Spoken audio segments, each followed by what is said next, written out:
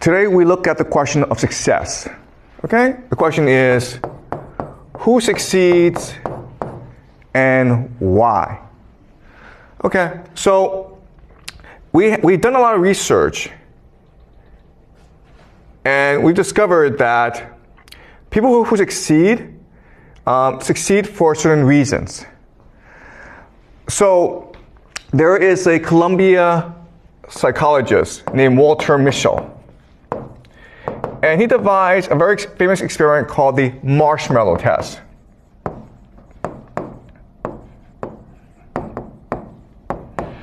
In the marshmallow test, it's very, very easy, okay? So imagine a room, and I invite a 4-year-old or a 5-year-old to come into this room and have a conversation with him or her. I ask them, how's your mother? What do you like to do? And it's a very good conversation. Then suddenly I get up and say, I'm really sorry, but I need to go across the hallway for another meeting, but I'll be back, okay? So just wait for me. And here, I'll make you a deal. Here's a marshmallow. I'm going to put a marshmallow in front of you. And you can have it right now. But if I come back and the marshmallow is still there, I will give you 2 marshmallows. Okay? And then Walter Mischel, he goes away. And he goes behind the room. And through a see-through mirror, he's able to see the students as they struggle to contain themselves. Because obviously they want 2 marshmallows. And there are some students who can, in fact, resist the temptation to eat the first marshmallow and then get a second marshmallow. But then there are others who cannot. And Walter Mischel will spend 50 years just tracking them, okay?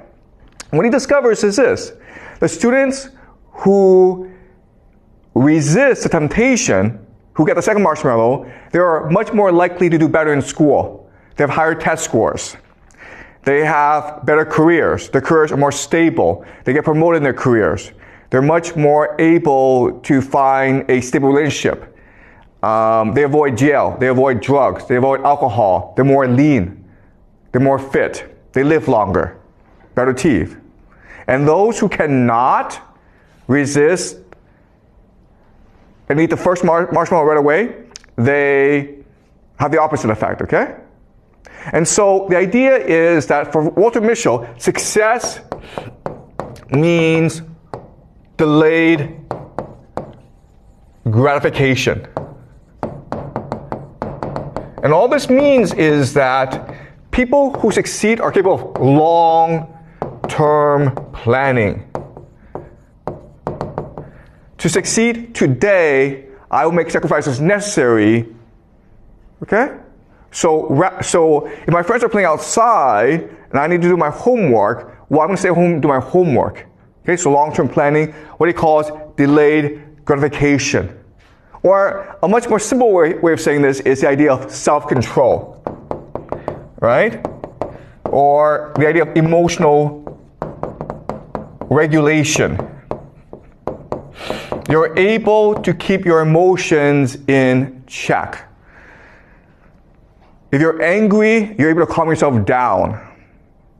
Okay, and so we know about this, and that's why in school we focus on the idea of emotional regulation, teaching you how to better control your emotions, how to do long-term planning. Okay? So that's one theory of success. Another theory of success comes to us from another psychologist named Carol Dweck, and she's at Stanford. And she wrote a book called Mindset. Okay? And what she tells us is that those who succeed in life have a growth mindset. And those who fail in life have a fixed mindset. Okay? And it's not hard, okay? The idea is resilience. Those who have a growth mindset, if they fall or they fail, they say to themselves, this is an opportunity for me to learn. So I'm going to think about what I did wrong. Next time, I'll do better. And a fixed mindset are people who cannot accept the idea of failure, who think that it's because they're not capable of improving, and therefore they give up. Okay? So those with a growth mindset, if they fail, they try harder. Those with a fixed mindset, if they fail, they just give up. And so the idea of resilience, okay? Pretty simple, right? And the third idea of success comes to us from K. Anders Ericsson, who is a Swedish psychologist. And she wants to know why certain people are able to succeed as musicians or athletes. And he creates the idea of deliberate practice.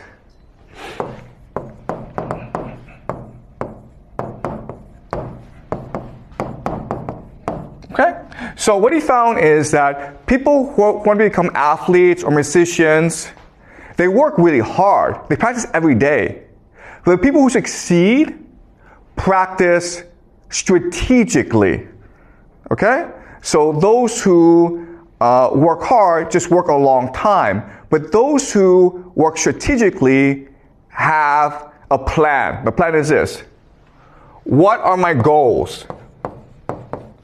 How can I achieve these goals? And then how do I improve my plan?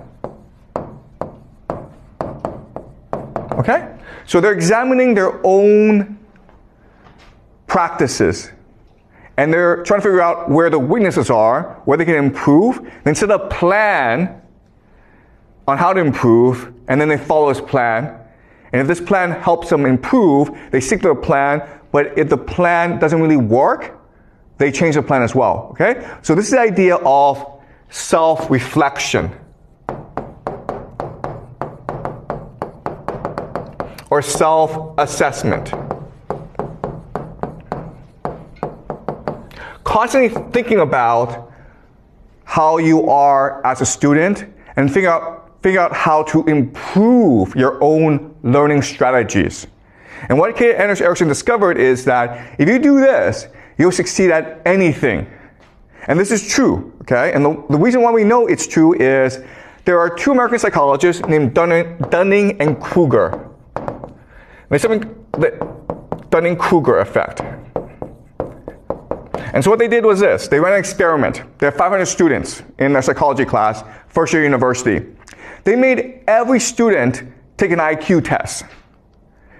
And then after they took the IQ test, they asked each student, how do you think you did on the IQ test?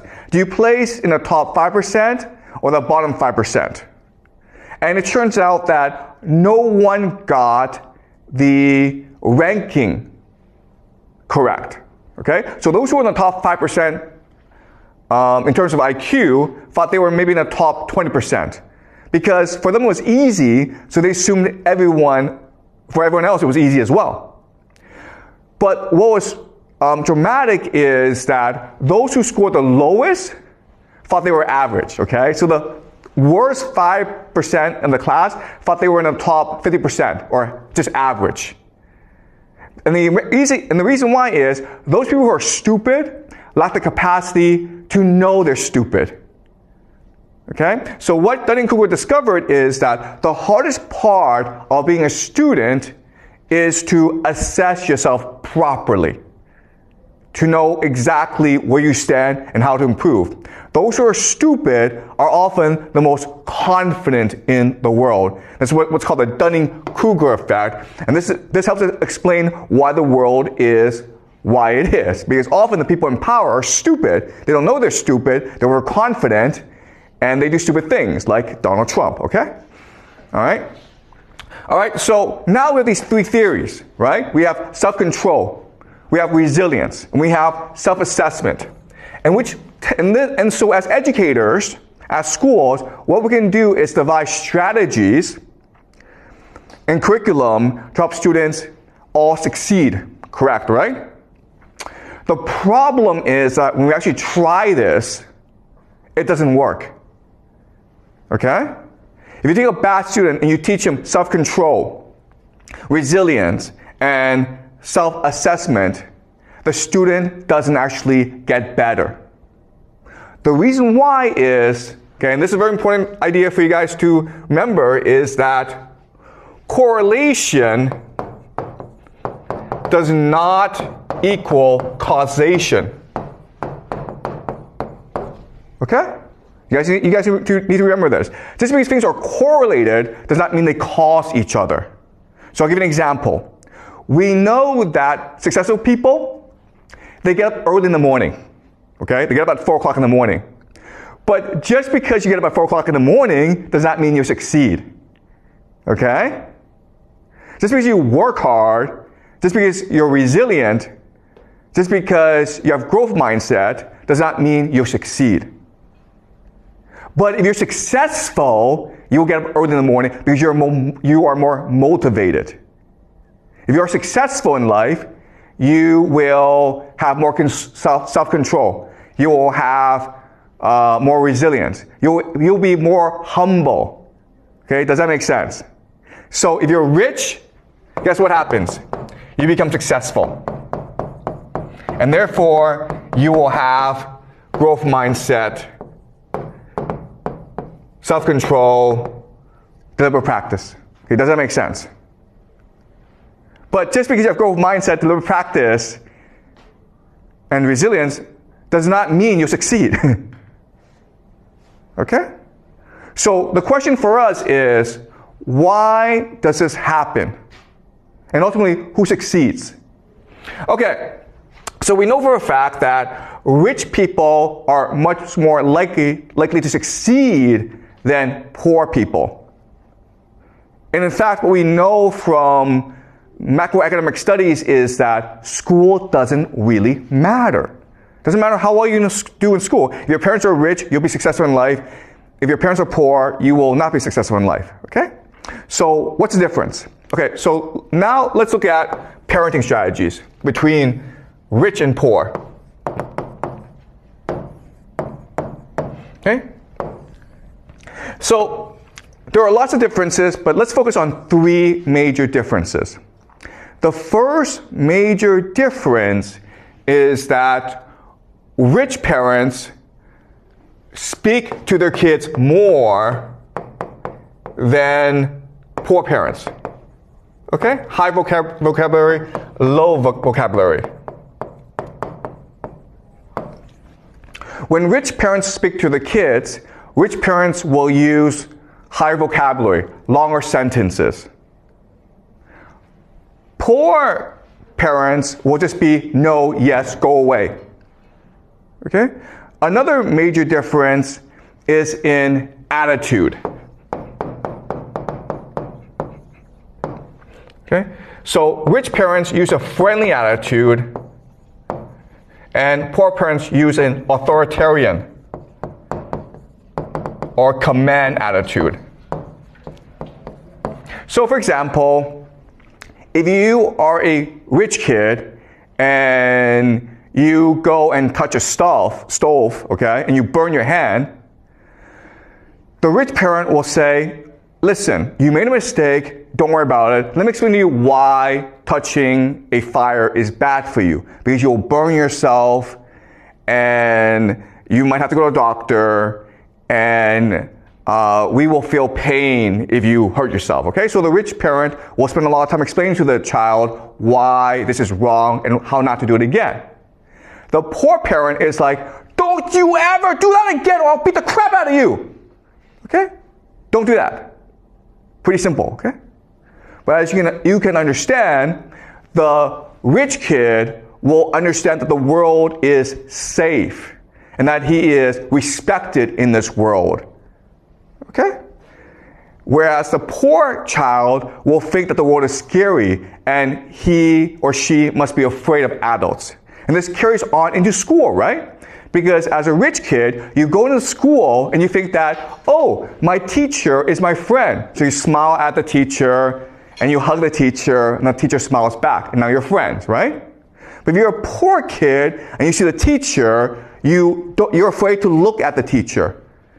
You don't smile. You are stressed, okay? And the teacher thinks that you might be a problem child. So the problem with this is that, yes, being an authoritarian parent, it is effective, but it creates stress in the family. Okay? It makes the child feel unsafe. And this leads to the third major difference between rich parents and poor parents. Rich parents offer stability. Okay? Poor parents can only offer volatility. This is a very simple idea. Rich parents have money so they can afford to keep promises. So I'm a rich parent, I say to my child, okay, next week we'll go to Thailand for vacation. Guess what? Next week you guys go to Thailand for vacation. But if you're a poor parent, money is always an issue. So it's hard for you to keep promises, right? So it's like, next week we'll go to McDonald's for lunch. But your paycheck is not enough, so you're like, sorry, we can't go anymore. Okay? And now, because of these different parenting styles, we understand why rich kids behave different from poor kids, right? So let's look at the idea of self-control, right? Self-control. What is the marshmallow test? Marshmallow test is not a test of self-control. It's a test of your trust in others, right?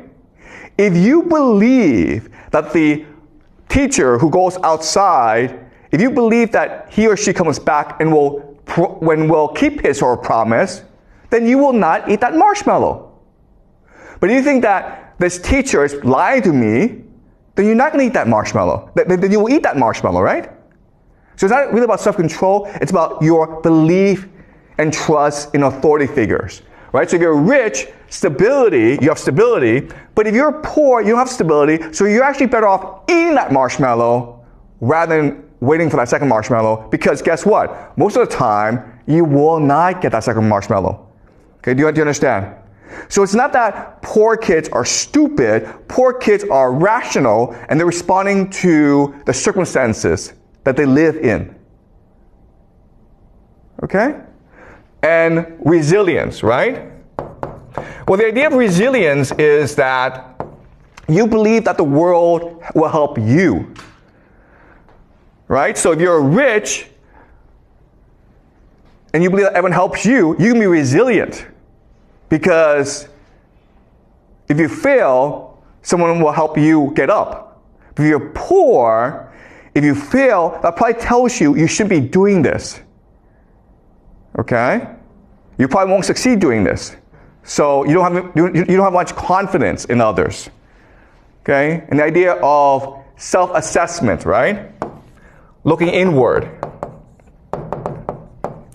Well, if you're a poor child who lives under a lot of stress, it's hard for you to be self-reflective. Because if you look back at yourself, all you can think about is your pain and your stress. Okay?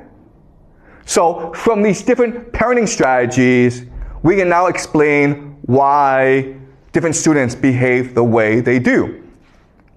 This, of course, may lead you to think, okay, well then, rather than construct our schools around self-control, resilience, and self-reflection, we should construct our schools around better parenting skills, okay? Which means that, hey, let's construct schools where kids are exposed to a lot of vocabulary, where teachers are friendly, and where there's a lot of stability, okay? And we've tried this, and it's more effective, but it doesn't really work either. Why? Because the kids come in too late.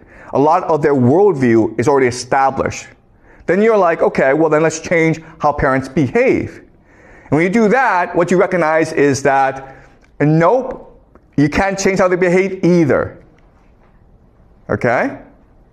So no matter what you do, you end up with massive differences between the poor and the rich. The rich stay rich, and the poor stay poor. Okay, so now the question for us is, why is this the case? Okay? And it's the case because society is a hierarchy.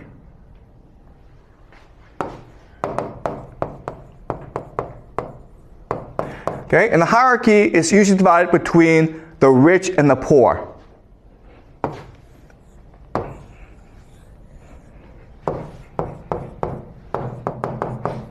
Okay? And these two worlds are night and day. They're very, very different. As a poor person, if you want to survive, you have to obey authority.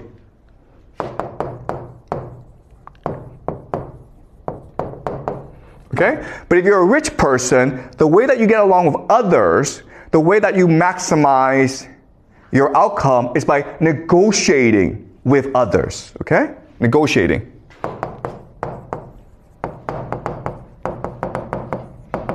Okay? So negotiating can also mean debate, right? So who should be the boss? Well, let's have a debate and present different evidence as to figure out who should be the boss.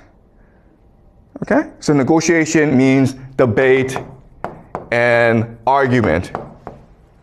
So this helps us understand why different parents parent their child differently. If you're a poor parent, your responsibility is to make sure that your child knows how to obey authority. Okay? That's why you command your child. But if you are a rich parent, you want your child to be able to negotiate with authority, and that's why you respect your child and you teach your child how to debate, how to argue, how to negotiate with others. Okay? Because they live in different worlds. Another way of saying this is that from day one, rich kids know that they're playing a different game from poor kids. Okay? So let's go back and look at parents. Okay? So poor parents command their child, don't really speak, don't communicate, and don't keep promises, okay?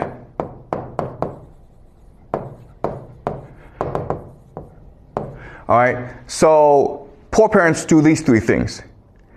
And we know that if they do these three things, the outcome won't be so good, okay? And the reason why they do this is that they're not playing a game to improve their kids' outcome. They're playing a game to get along with other parents. Okay? Okay, colleagues, family, okay, authority. Okay, so another saying this is this: police, boss, okay, family, okay? All right, so as a parent, you're trying to figure out how to negotiate with the police, with your boss, and with your family. So if you're a poor person, and the police knows you're a poor person, the police is going to bully you. And if you fight back, the police will probably put you in jail. Okay? So it's very important that you accept authority, you don't challenge authority, because if you do, you're probably get into trouble. Your boss, right? If you're a poor person, your boss will just command you about. And so it's very important that your child knows how to take orders. Rather than ask questions, rather than debate, your child must learn how to just follow orders, or at least keep his mouth shut, okay? And then family is about maintaining good relations with those who can most support you. And that often means the same values. Okay? So if your family members or your friends, if they are parenting their child in this manner, you're also going to copy them, okay? Imitation. All right? And for a poor person, this is the optimal strategy of how to parent.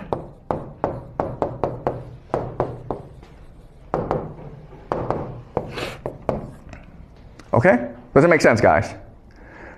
Because if you do it another way, okay? If you choose to be a friend to your child, if you choose to communicate, if you choose to keep your promises, then your friends and your family will think that you're doing something wrong. You understand? They won't think, oh my God, you are an enlightened parent who's read a lot of parenting books and great for you. They're going to think there's something wrong with you. Okay? So let me give you an example of this. So, my wife and I have 3 kids, okay? My parenting style. So my wife and I have 3 kids.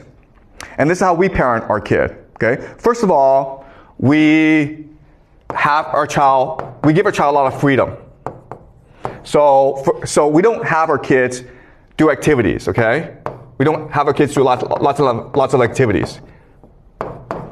We don't send our kids to math class. We don't send our kids to swimming class. We don't send our kids to piano class, okay? We just let our kids run around and play. The other thing that we do is we communicate a lot with our child. Okay? Communication. We believe in democracy in our family. If we're going to make a decision together, we want everyone to communicate together. Okay? So a normal Chinese family will just have a very tight schedule, right? And the other thing that we do that's different is we tell stories. The other Chinese families will do math. Okay? So we raise our children in a way that's very different from normal Chinese families, from the way that you've been raised. Okay? And we do this because both my wife and I, we spend a lot of time talking about parenting. I've read a lot of books about parenting. I've spent many decades researching the best education possible. And so that's why we raise our children in this way.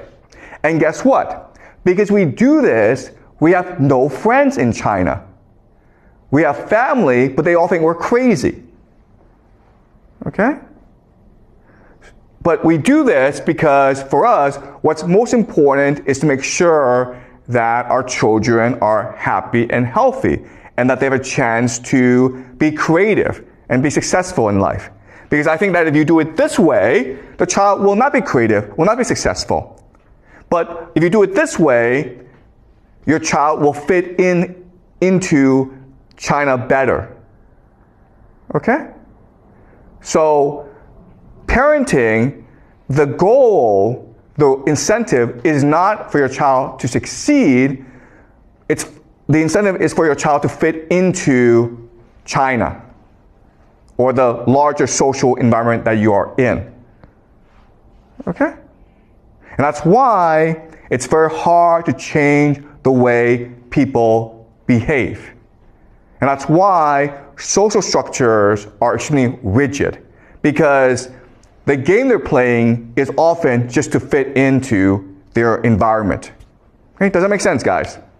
Okay, any questions before I move on? Yep. Thanks. So for poor families, is there any way for the poor kids to succeed, to be the rich parent you described in the future? Yeah. Okay, that's a really good question, okay? So we know that there are certain poor kids who do succeed. For example, I'm a poor kid who succeeded. We immigrated to Toronto, Canada when I was like 6 years old, and my father was a dishwasher. So we were a very poor family, okay? But I succeeded because I left Canada for the United States. So Canada is a very rigid place where poor people basically move up a bit, but not too far. But I was able to succeed because I was able to get a scholarship to go study in the United States. Okay, so there are opportunities. The problem, though, is that it means leaving your community. Okay, does that make sense? So one way to succeed is to abandon your community.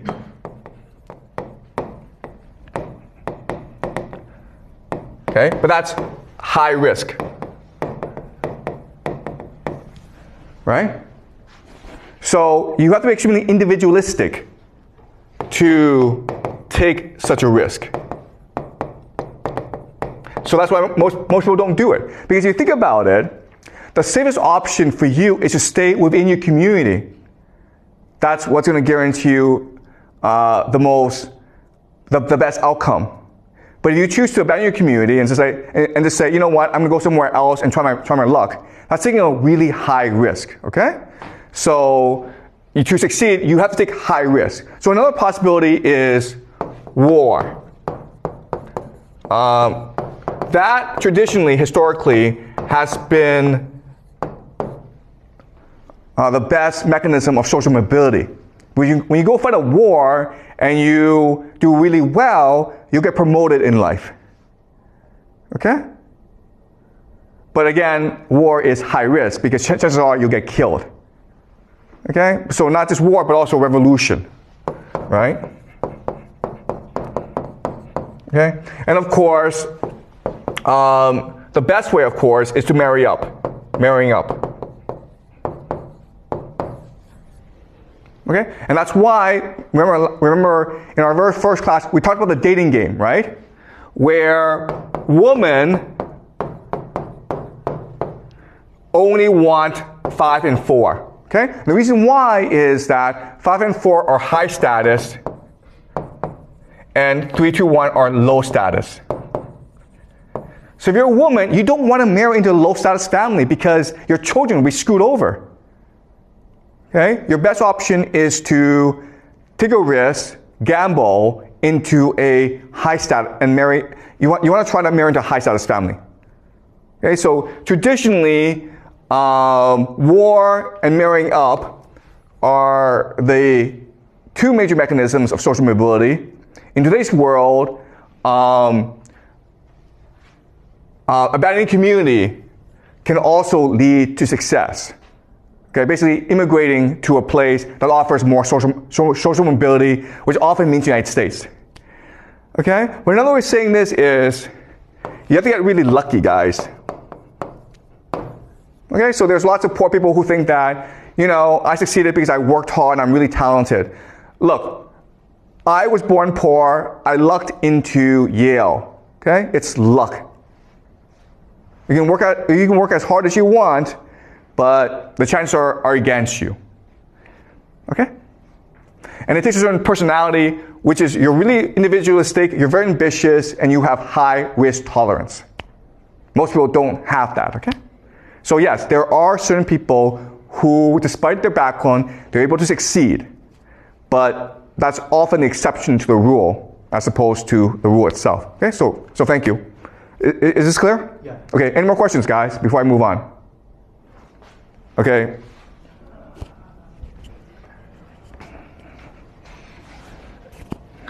Can be luck counted as a kind of ability, or is just coincidence? Okay, that's a really good question. Yeah, okay. Yep. So, you're absolutely right, okay? So, luck is a form of strategy. Okay? Strategy.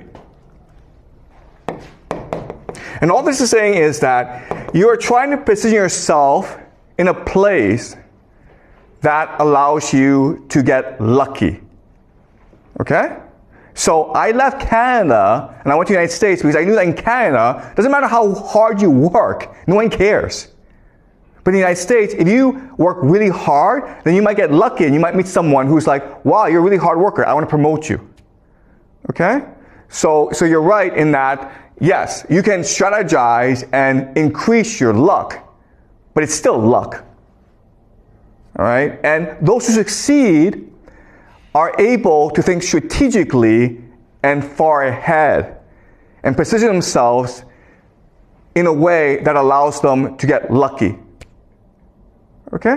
And they often have the characteristics that we talked about, like self-control, resilience, and the ability to look inward and better understand what you're good at. Okay? So it takes a combination of factors. But the point I'm trying to make is that these people are only a minority, okay? 1% of the population, really. Okay? And they still depend on luck. Any more questions before I move on? Okay. So this leads us to a question, which is, okay, well, the way that I frame everything, okay, you have poor and you have rich. And as discussed, they live in their own world, and they don't really connect with each other. They have different parenting strategies, they have different outlooks. The rich stay with themselves, the poor stay amongst themselves. So this looks like a very stable system, right? Stability. Or the word we can use is equilibrium.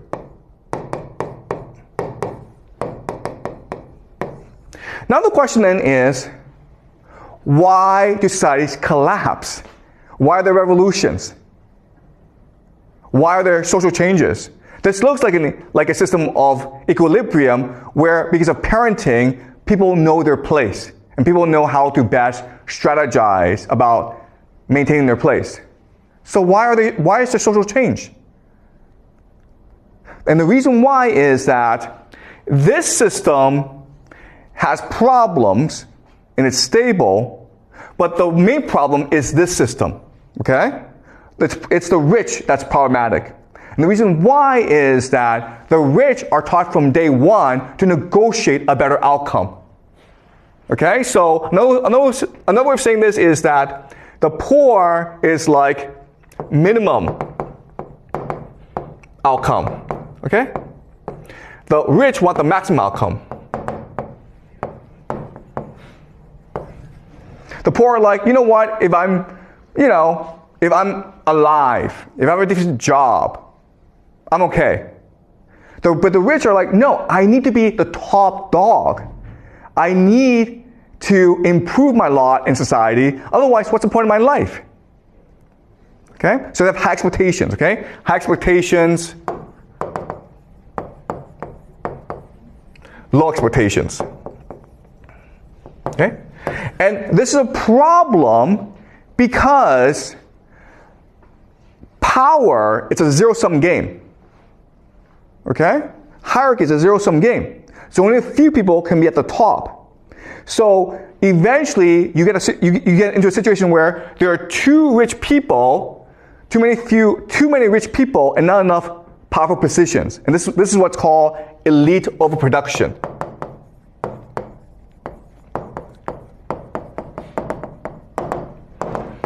Okay? And then what happens here is that in order to get power, certain factions of the rich will align with certain factions of the poor against the powers that be. Okay? So all revolutions are always between the half a lot versus half some. It's never between rich and poor. It's always between half a lot and half some. So the people who led the Chinese Revolution, right? People like Mao Zedong, Zhou Enlai, Deng Xiaoping, they were not poor people. They didn't come from poor families. But they weren't rich enough, okay? So the Chinese Revolution was really between the urban elite versus the rural elite. Okay, the half a lot versus half some. If you look at every revolution in human history, that's always been the case. Okay? If you go back to Chinese history and you look at all these revolutions that started in China, it was always led by the middle class or the aspirational class, usually merchants, right? Merchants. Because they were discriminated heavily in society, but they had money. And they wanted to transform their money into power. And so when times were bad, when people were looking for change, they took the initiative and led people into revolution. Okay? Okay, does it make sense, guys? All right, any questions?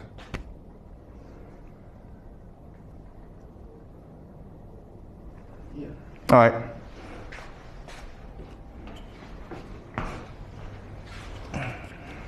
So you said the revolution was initially like within those rich people. So how could they lead the poor people to follow them to start the revolution? Because revolution need a huge amount of people, like the public base to to initiate. Okay. Okay, great question. Okay, so revolutions are almost the same. So over time, because of the structure, because of the inequality between rich and poor, certain problems arise, okay? So, and these problems are extremely common. The first problem, okay, problems. The first problem is indebtedness.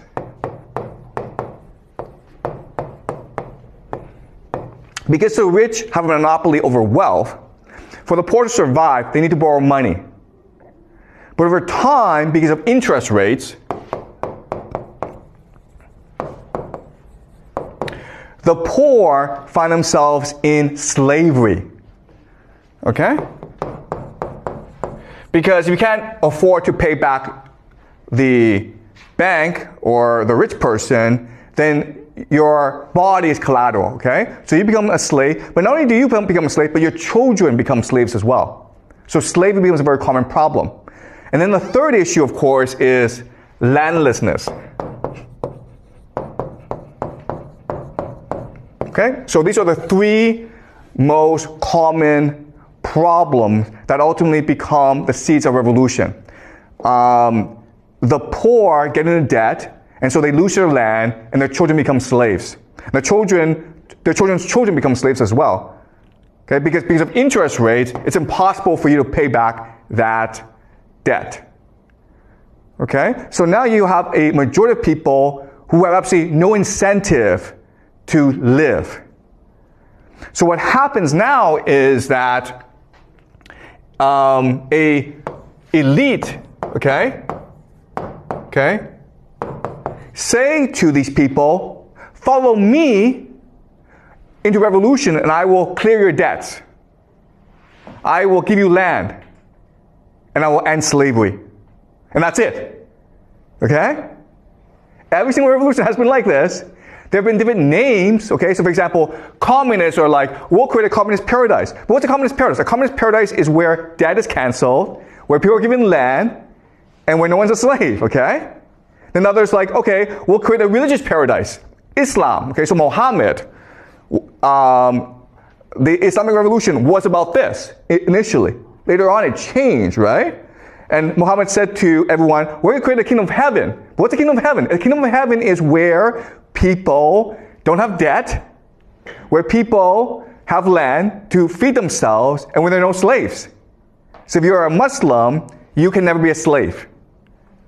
Okay? So look at every single revolution, it's this pattern. Whereas over time, because of inequality in society, you have people who fall into too much debt, they become slaves, they have no land, and then because of elite overproduction, you have this faction that splinters off, and who, in order to obtain power, get the people on their side, okay? And you look at the Roman Civil War, Julius Caesar was saying the same thing, right? Why was he so popular? Because he was saying to the Roman people, if I become king, I will get rid of your debt, I will free you of slavery, and I will give you land. And that's why they had to kill him. Okay? Why is Donald Trump so popular in America right now? Same thing, man. Where Americans are in debt to their credit cards, student loans, their houses. And so they believe that Donald Trump were to come to power, if he were to become king, what's the first thing that king does? What the first thing that king always does is cancel all debts. Because if you cancel all debts, who loses power? It's the rich who lose power. And it's the rich who are almost dangerous to a king. Okay? Does that make sense? Okay? So again, this is a very similar pattern in human history. It's all game theory, okay? Any more questions, guys? Okay, ask one more question, then we'll break, okay? Is this clear to you guys? Okay. So another way of understanding this is that according to game theory, individuals don't really matter. Okay, you have to look at large groups, you have to look at large social trends. Okay, you cannot really change the outcome for certain groups of people like poor kids unless you look at the overall structure in which they live. Okay. One more question, guys, then we'll break for the day.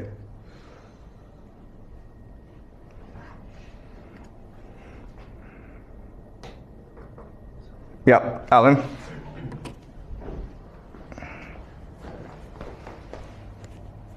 So, like, is that the society or like just the elite that really rule the country, who really have the power, have the motivations to maintain the society, that a certain degree of social mobility is allowed, but not all of them, but not really a big social mobility, so that firstly they can maintain their power, but second, like they give the lower class people a hope to get into the rich class, but not using like revolutions or other things that will like turn the society into collapse. Okay, yeah. Okay, look, you're absolutely right. So social mobility is really the best form of governance, right? As long as you enable people with talent and ability and ambition to climb up, they'll be happy. And your society will be very stable. But not only will it be very stable, it will be very prosperous, very creative. And it doesn't matter what system you have, okay? So the example is, okay, America in the 1950s was a democracy. And there's a lot of social mobility. And so people worked really hard, and America became very wealthy. But guess what? In China, 1950s, China was not a democracy. It was a communist system. But in the 1950s, people worked really hard as well. Why? Because China was destroyed after decades of war, and there were lots of opportunities for social mobility. If you worked hard, you got promoted very quickly in the system. So even though it was a communist system, not a capitalist system, even though it was a command economy rather than democracy, people worked really hard because they thought that by working hard, they can improve their lives. So social mobility is the best form of governance. You don't need democracy, you don't need any system, okay? As long as you have social mobility, people will be happy.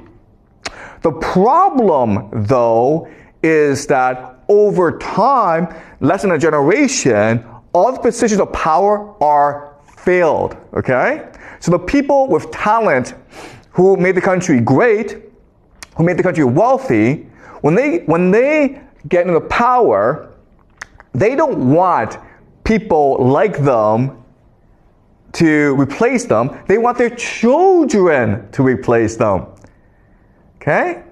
And over time, these children are a lot. So what happens is at the very top, all the positions are filled. And there's a waiting list as well. So if you are a poor person who works hard, really talented, unfortunately, all those positions at the top are filled already. And there's also a waiting list, so too bad. Okay? And again, you just look at Chinese history, right? Look at Chinese history, where at the beginning of the dynasty, you had all these talented people take the civil entrance examination, the Keju, and these are really top people. But then what happens is that they have children, and they teach their children how to do on the Keju, and then eventually they're like, you know what, we'll just cheat. So they corrupt the Keju, and then eventually like, you know what, screw this. Whoever can pay to pass the Keju will pass the Keju. And then all the positions at the very top are filled. There's no more social mobility. So what do people do? They engage in revolution, right? So you look at Hong Xiuquan, right? He failed the Keju, or there was no position at the top for him. So he believed he became the brother of Jesus, right? And he started this revolution that claimed tens of millions of lives in China. Why? Because there was no social mobility for him. 50 years ago, prior, he would have been a civil servant. Same thing for Mao Zedong, right? By the time that Mao Zedong became a university student, the Keju had been eliminated. So there's no way for him to climb the ladder anymore. Therefore, he had to start engaging in new ideas. Okay? So you're absolutely right in that social mobility is the best way to maintain social harmony, but people have children, and they want the children to succeed, and they will arrange a system in a way that only their children can succeed, which screws over every other everyone else, and so they have no choice but to overthrow the system, okay? Or another way of saying this is game reset. Game reset. This is what a revolution is, okay? So another way of saying this is that 100 people are playing a game, 10 people are winning, and they keep on winning, and they can only win. So everyone else is like, screw this game, let's start a new game. And the 10 people are like, nope, we're happy playing this game. They can't agree, so the 90 people the only thing they can do is a revolution, which allows for game reset, which now again allows for social mobility. And that is the course of human history. Okay? Either you climb up the ladder. If they don't allow you to climb up the ladder, then you just break the game. Okay? So, but unfortunately, again, once you're in power, you want your children to inherit your power. And so you'll rig the game in a way that only your children can succeed. Okay? And that's why the schools are the way they are. Okay? Schools for the rich are very different from schools for the poor, right? Schools for the rich, there's a lot of freedom, there's a lot of creativity, the teachers are very good. You go to poor schools and it's the complete opposite. And the reason why is the system is set up to make sure that certain people succeed and everyone else fails. Okay? Does that make sense, Alan? Okay, great. Any more questions, guys? All right, good. I'll see you guys next class, okay?